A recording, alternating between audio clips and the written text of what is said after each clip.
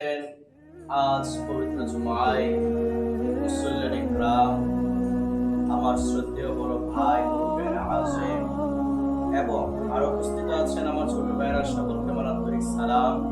আসসালামু আলাইকুম ওয়া রাহমাতুল্লাহি তাআলা ওয়া বারাকাতুহু।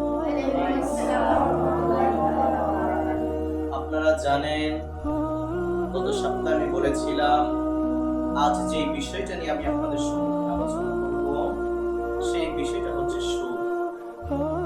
আল্লাহর হাবিব সাল্লাল্লাহু তাআলা আলাইহি ওয়াসাল্লাম উনি পবিত্র হাদিস মুবারকের মধ্যে বলেন, আতাইতু লাইলাতান উসরিয়া বি আলা কওমিন বুতুনুহুম কাল বুয়ুতি ফিহাল হায়া তারা মিন খারিজি বুতুনিহিম ফাকুলতু মান হাউলাই ইয়া জিবরিল قال هؤلاء أكلوا الربا رواه ابن ماجه। আল্লাহ রাসূল সাল্লাল্লাহু তাআলা আলাইহি সাল্লাম বলেন, মেরাজের রজনীতে আমি একদল লোকের নিকট উপস্থিত হলাম, তাহাদের পেটগুলি সর্বপূর্ণ ঘরের মতো ছিল,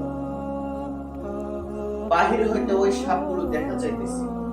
তাহাদের পেটের মধ্যে যে সাপগুলো ছিল ওইগুলো বাহির থেকে দেখা যাইতেছে। আমি জিজ্ঞেস করিলাম, হে জিবরাইল, ইহারা কারা? উত্তর করিলেন জিবরাইল আলাইহিস সালাম, ইয়া রাসূলুল্লাহ, ইহারা হচ্ছে সুদ। এই হাদিসটি ইবনে মাজাহ শরীফের হাদিস। যারা সুদ খায়, যারা মানুষের হক মেরে খায়, যারা 1 টাকার বদলে 10 টাকা নেয়, তারা হলো সুদখোর। সুদখোরের বিচার কঠিন কাল হাসরের ময়দানে, তা আমাদের জানা অবশ্যই জরুরি।